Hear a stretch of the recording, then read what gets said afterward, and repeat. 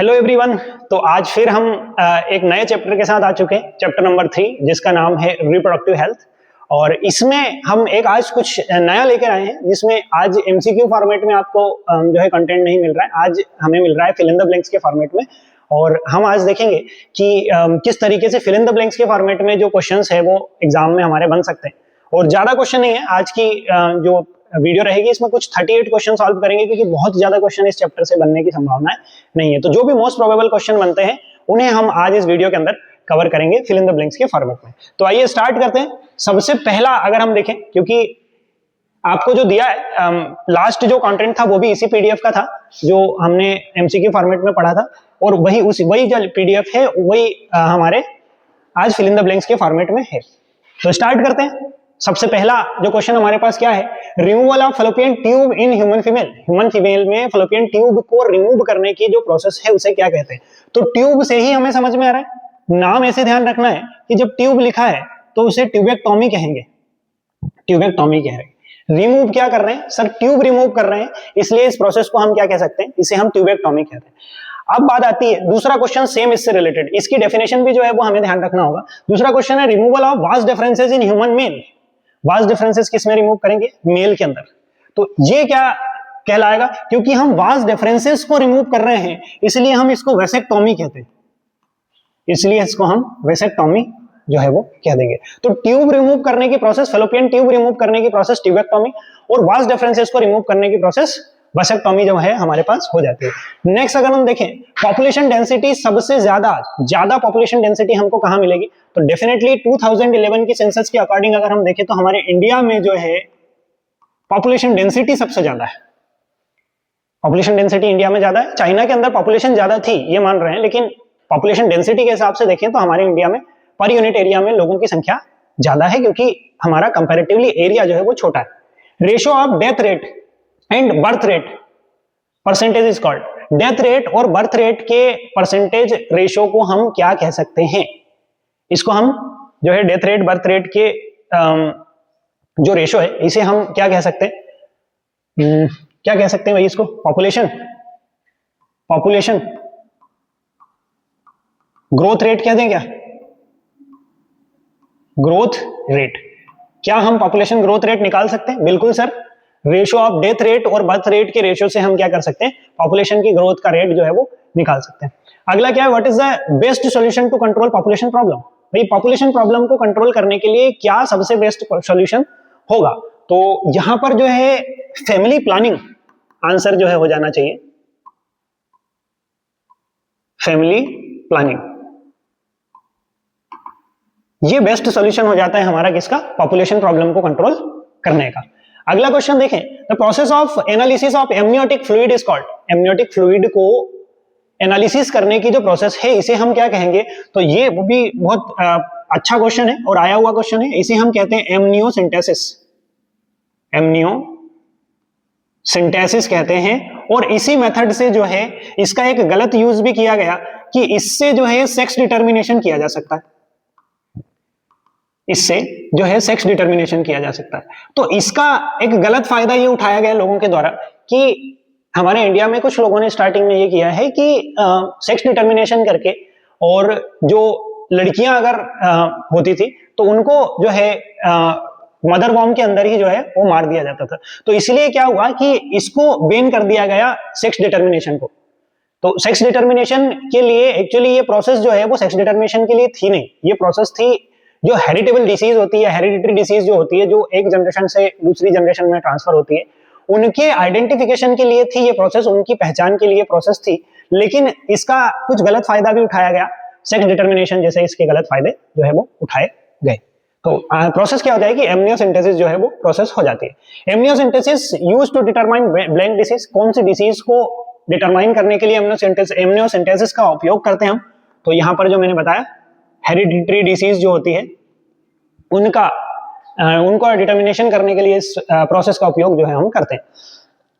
अगर हम बात करें एड्स जो है वो किस तरीके की डिसीज होगी, तो कैसे ट्रांसमिट होती है एड्स जो है वो कैसे ट्रांसमिट होगी, तो ये होती है sexually transmitted disease, sexually transmitted disease हो जाएगा इसका आंसर।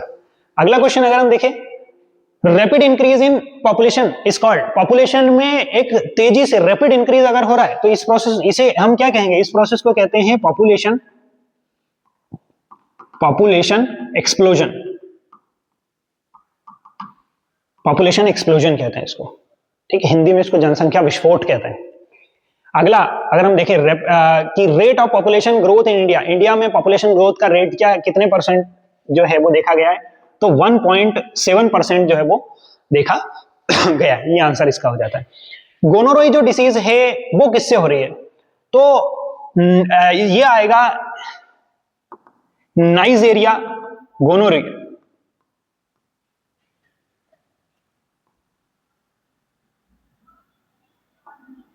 नाइजेरिया गोनोरोई से जो है ये डिसीज होती है, गोनोरोई डिसीज। और गोनोरोई भी जो है वो एक सेक्सुअली ट्रांसमिटेड डिसीज हो जाती है। कॉन्ट्रासेप्टिव पिल्स क्या इनहिबिट करती है, सर कॉन्ट्रासेप्टिव पिल्स क्या इनहिबिट करेगी, तो ये इनहिबिट करती है ओव्यूलेशन को। सर जो ओव्यूलेशन मतलब जो ग्राफियन फॉलिकल, जो कंप्लीट ग्राफियन फॉलिकल के अंदर ओवम बन गया है, तो ग्राफियन फॉलिकल से ओवम के रिलीज होने की प्रोसेस जो होती है वो उसे हम ओव्यूलेशन कहते हैं। और जो कॉन्ट्रासेप्टिव पिल्स होती है वो ओव्यूलेशन को रोकती है। अब अगर ओव्यूलेशन को रोक रही है तो किसका काम रुक रहा है, सर एलएच का काम रुक रहा है, ल्यूटिनाइजिंग हार्मोन का काम जो है वो सप्रेस यहां पर हो रहा है। अगला है blank state having maximum population in India, India में सबसे ज्यादा पॉपुलेशन किस स्टेट में देखने को मिलती है, तो अकॉर्डिंग टू 2011 सेंसस यूपी जो है, उत्तर प्रदेश जो है, वहां पर हमको सबसे ज्यादा पॉपुलेशन देखने को मिलती है इंडिया के अंदर। अगला अगर देखें तो हम देख रहे हैं कि एचआईवी की आउटर लेयर जो है वो किसकी बनी होती है, तो यहां पर लिपोप्रोटीन की बनी होती है, लिपोप्रोटीन की बनी होती है, lipid plus protein that is lipoprotein, lipoprotein की बनी हुई होती है। अगला देखें full form of AIDS, AIDS का क्या फुल फॉर्म होगा, तो एड्स का फुल फॉर्म हमारा हो जाता है acquired immuno deficiency syndrome, acquired immunodeficiency syndrome जो है वो एड्स का फुल फॉर्म हमारा हो जाता है। अगला देखें एड्स किससे हो रहा है, तो एड्स किस वायरस से हो रहा है, सर एचआईवी वायरस से हो रहा है, एचआईवी। और एचआईवी का फुल फॉर्म क्या है, सर एचआईवी का फुल फॉर्म है ह्यूमन इम्यूनो वायरस, एचआईवी का फुल फॉर्म हो जाएगा ह्यूमन इम्यूनो वायरस। तो ये कुछ हमने कवर कर लिए, कुछ 16-17 के लगभग ऑब्जेक्टिव कवर कर लिए, 16। बहुत ज्यादा लंबी वीडियो ये जो है वो नहीं रहेगी, वो शॉर्ट सी वीडियो रहेगी, क्योंकि बहुत ज्यादा कंटेंट इस चैप्टर से आने की संभावनाएं नहीं है। लेकिन हाँ क्वेश्चन आएंगे, लेकिन बहुत वैरायटी ऑफ क्वेश्चन इस चैप्टर से देखने को हमको नहीं मिलते। अगला क्वेश्चन देखें कि full form of IUCD, IUCD का क्या फुल फॉर्म होगा, sir full form of IUCD क्या होना चाहिए, intra uterine contraceptive device, intra uterine contraceptive device जो है आईयूसीडी का फुल फॉर्म हो जाता है। अगला अगर हम देखें तो हमें क्या दिया हुआ, ZIFT का क्या फुल फॉर्म है ये पूछा है हमसे, तो यहां पर क्या होना चाहिए, जायगोट इंट्रा फेलोपियन ट्रांसफर, इसका फुल फॉर्म हो जाता है zygote intra fallopian transfer, ZIFT का। अगला है GIFT का फुल फॉर्म पूछा है, तो यहां क्या होना चाहिए, सर यहां होगा gamete intra fallopian transfer, gamete intra fallopian transfer जो है यहां पर आंसर हो जाता है। वर्ल्ड पॉपुलेशन डे जो है वो हम कब सेलिब्रेट करते हैं, ये क्वेश्चन पूछा है और ये अच्छा क्वेश्चन है। 11th ऑफ जुलाई को हम जो है वो वर्ल्ड पॉपुलेशन डे जो है वो सेलिब्रेट करेंगे। चलिए अगला क्वेश्चन देखते हैं, हमने 20 क्वेश्चन जो है वो कवर कर चुके हैं। अगला क्वेश्चन देखें, name the process by which the implantation of embryo in fallopian tube, fallopian tube में आप एम्ब्रायो को इम्प्लांट कर रहे हैं ना, आप गैमेट को इम्प्लांट कर रहे हैं, गैमेट इंट्रा फैलोपियन ट्रांसफर भी नहीं कर रहे हैं, सर आप जायगोट भी इम्प्लांट नहीं कर रहे हैं, जायगोट इंट्रा फैलोपियन ट्रांसफर भी नहीं कर रहे हैं, आप यहां पर इम्प्लांट क्या कर रहे हैं, सर एम्ब्रियो इम्प्लांट कर रहे हैं। इसको क्या कहेंगे, तो इसे हम कहते हैं एक्टोपिक प्रेगनेंसी, या हम इसको क्या कह सकते हैं, embryo transfer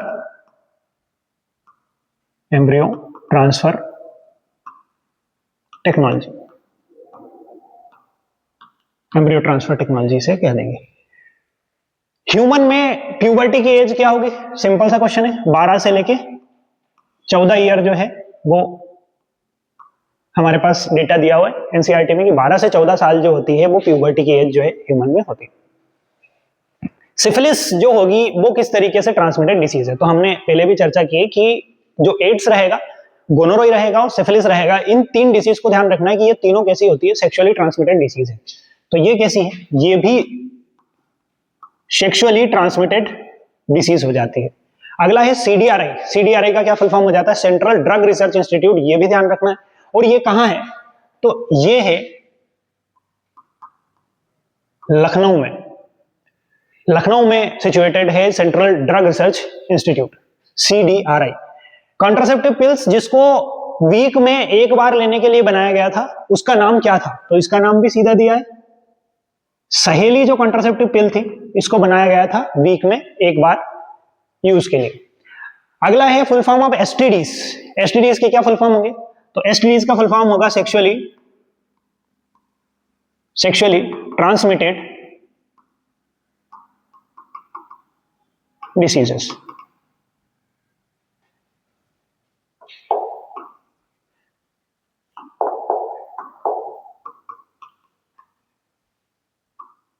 Sexually transmitted disease. What is known as the family? What is now known as family planning? Family planning को अभी वर्तमान में हम क्या कहते हैं, तो इसे हम वर्तमान में फैमिली प्लानिंग इसका पुराना नाम है, वर्तमान में इसको हम क्या कहते हैं, फैमिली वेलफेयर प्रोग्राम कहते हैं, फैमिली वेलफेयर प्रोग्राम कहते हैं। फैमिली प्लानिंग जो प्रोग्राम था वो कब इनिशिएट किया गया था, तो ये किया गया था 1951, मतलब जो फर्स्ट जो 5 ईयर प्लान था, 5 ईयर प्लान के अंदर प्लान लिखना है इसको, फर्स्ट जो 5 ईयर प्लान है उसके अंदर हमने इंट्रोड्यूस किया था फैमिली प्लानिंग को 1951 में। बात आती है आरसीएच का फुल फॉर्म क्या है, आरसीएच का फुल फॉर्म क्या रहेगा, reproductive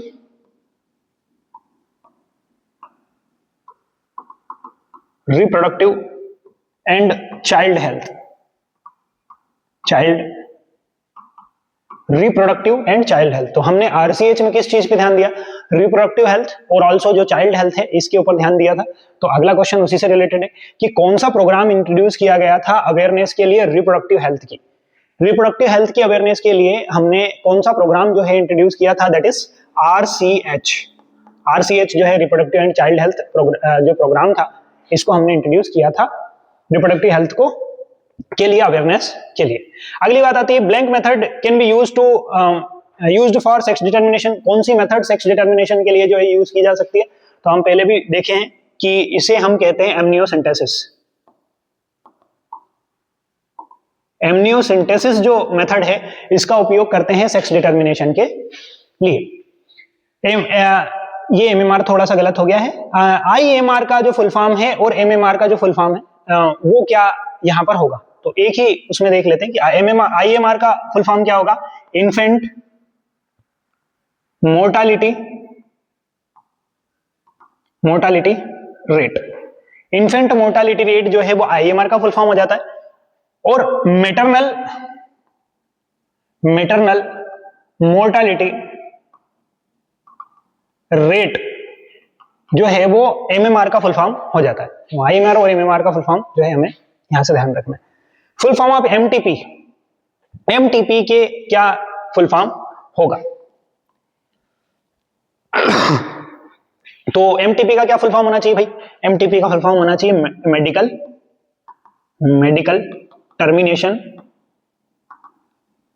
termination of pregnancy. Medical termination of pregnancy जो है वो आंसर हो जाना चाहिए।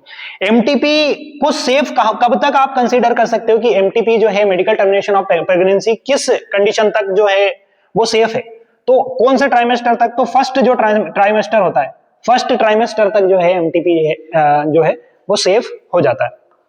नेक्स्ट कुछ हमारे पास 2-3 क्वेश्चन और है, इन्हें और कर लेते हैं।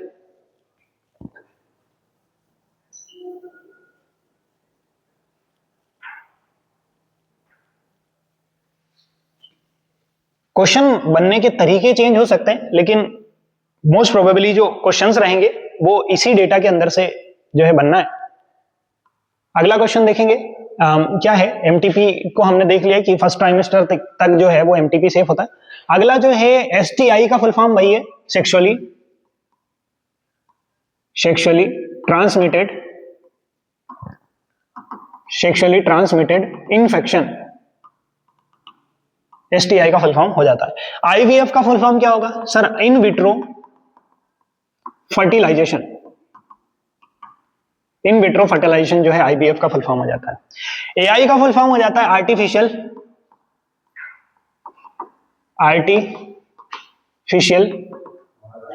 इंसेमिनेशन, जो है वो एआई का फुल फॉर्म हो जाता है। अगला लास्ट क्वेश्चन हमारे पास है transfer of an ovum collected from donor into the fallopian tube of another female. मतलब एक डोनर फीमेल से हमने क्या कलेक्ट किया है सर? कलेक्ट क्या किया है? ओवम को कलेक्ट किया है। तो ओवम इज अ गेमिट।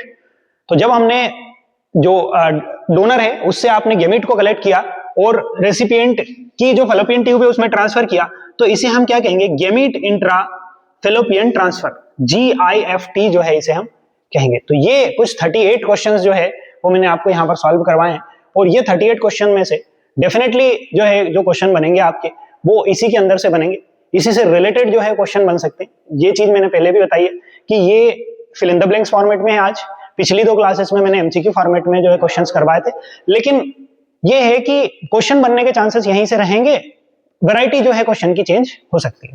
ठीक है, थैंक यू सो मच। मिलते हैं अगली वीडियो में, जिसमें हमारे पास चैप्टर रहेगा principle of inheritance and variation, और इसके बहुत अच्छे क्वेश्चन लेकर हम जो है अगली वीडियो में आपके सामने आएंगे। Thank you.